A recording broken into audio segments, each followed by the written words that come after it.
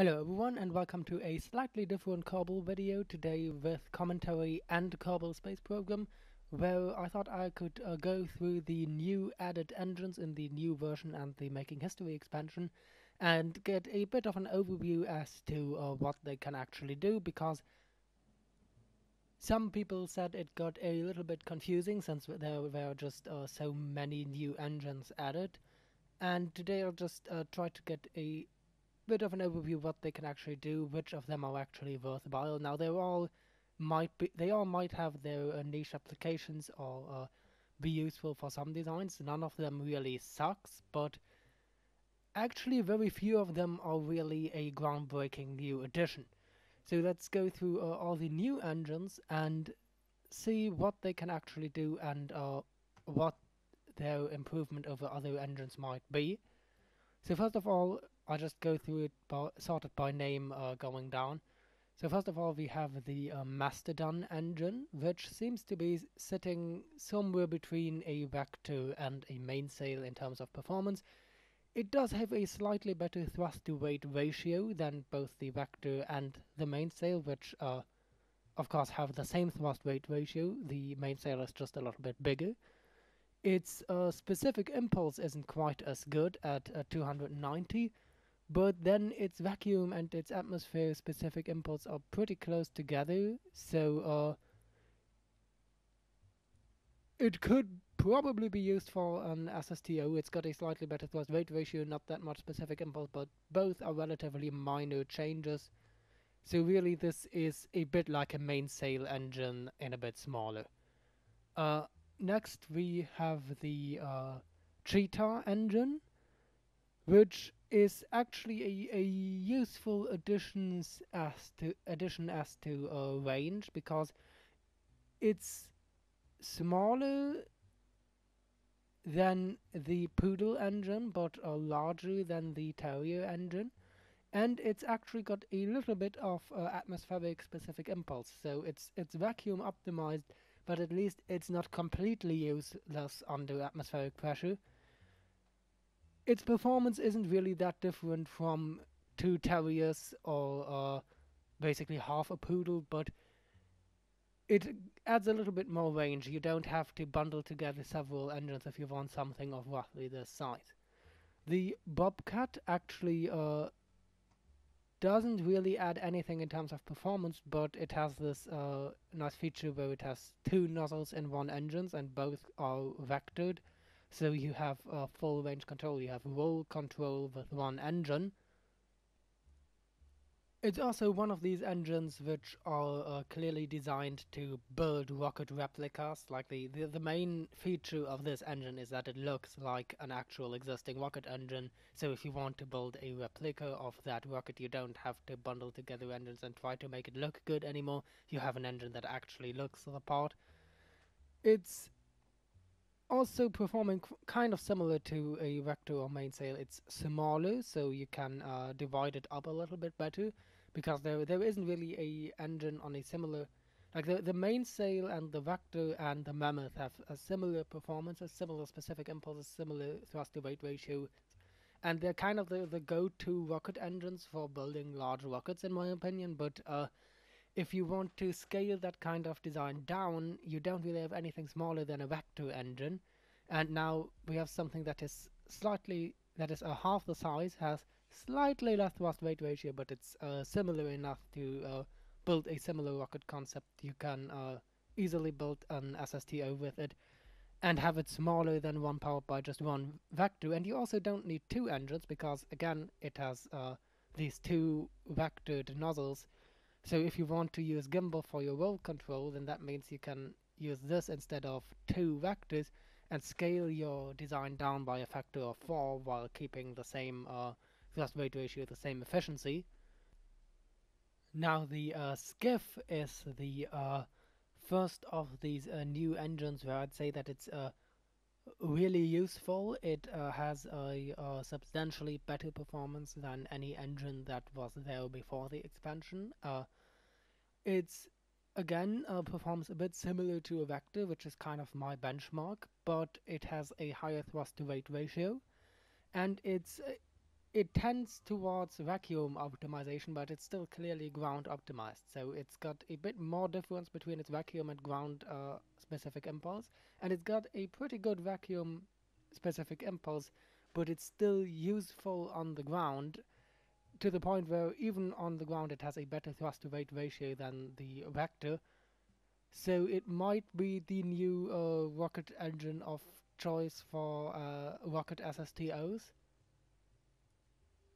because it has enough thrust weight ratio under ground level pressure to actually leave the ground, but at the same time it's got a much better specific impulse in vacuum, which is what really kind of matters because in Space Program you leave the lowest densest level of the atmosphere quite quickly and then it's close to vacuum specific impulse.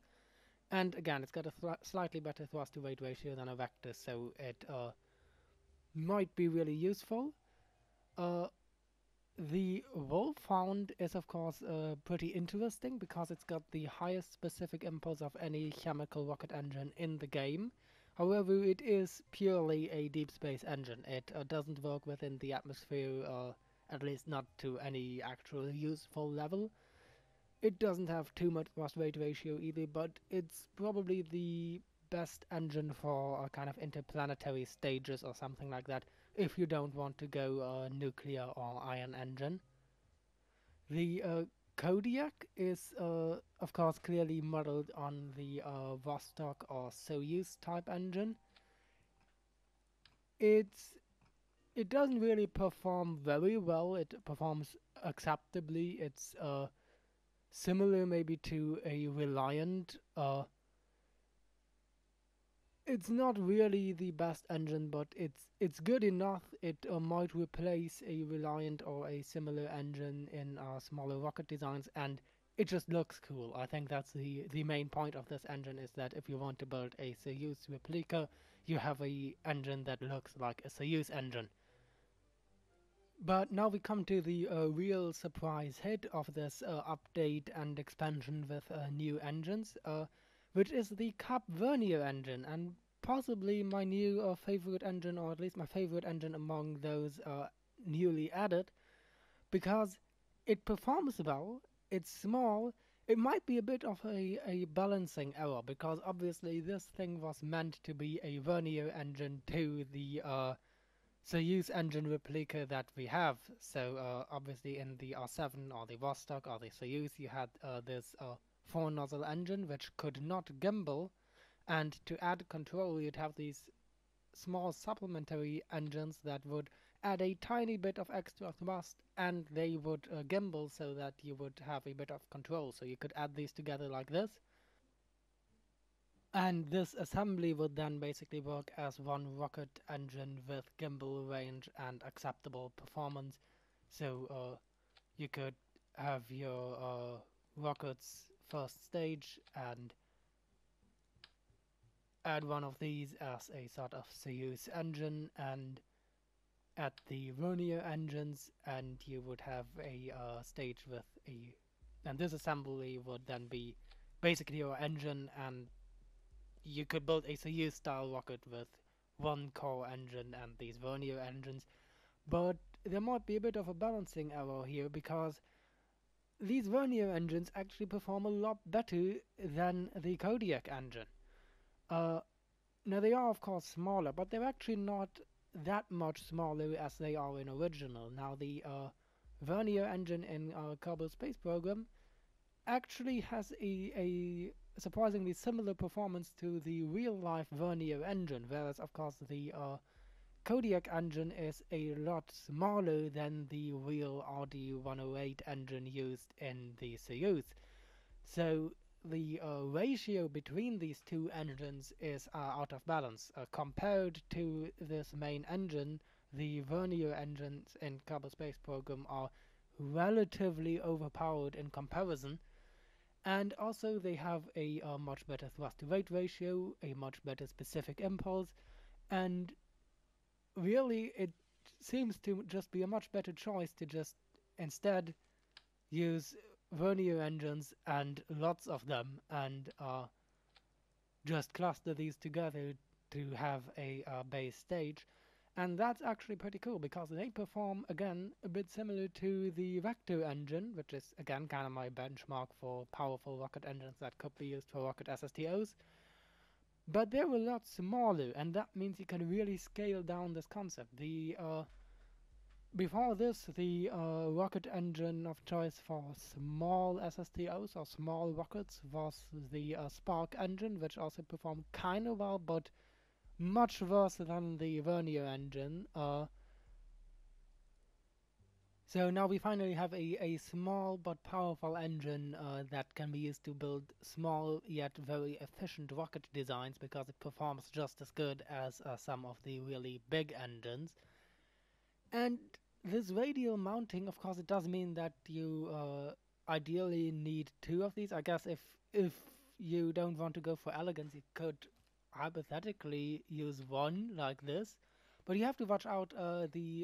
The vectoring, the gimbal, is only in one direction. So if you have four of these, now each of them will gimbal along the axis. The circumferential axis basically. So these don't gimbal in out around the circumference of the rocket, but they only gimbal around. So if you use four of them, then you have like full control. If you use three of them, you also already have full control, as in pitch, roll, and yaw. But for example, if you only use two of them, like this, now you wouldn't have yaw control by gimbal because they only gimbal one way, which is a little bit annoying, but it's still a really useful thing. And then in Kerbal Space Program you also have overpowered reaction wheels, so you don't really need that vectoring anyways. Not for small rockets at least, where you have a relatively low torques anyways because of its length. And of course this radial mounting does also mean that you can build these around the bottom of a stage, but then you still got the actual bottom of the stage free, so you can add a... Of course, due to the new color schemes, you keep confusing the decouplers, but now you can add a decoupler to the bottom of the stage while having these engines around it, and then theoretically you can just add the same thing again, and you could, of course, enable crossfeed, and now you can build a sort of vertical asparagus rocket. You may have to slightly angle these, which doesn't actually subtract too much from its performance. And also, given the physics engine of Kerbal Space Program, if you leave enough space, this might actually work without angling these. So this might actually be a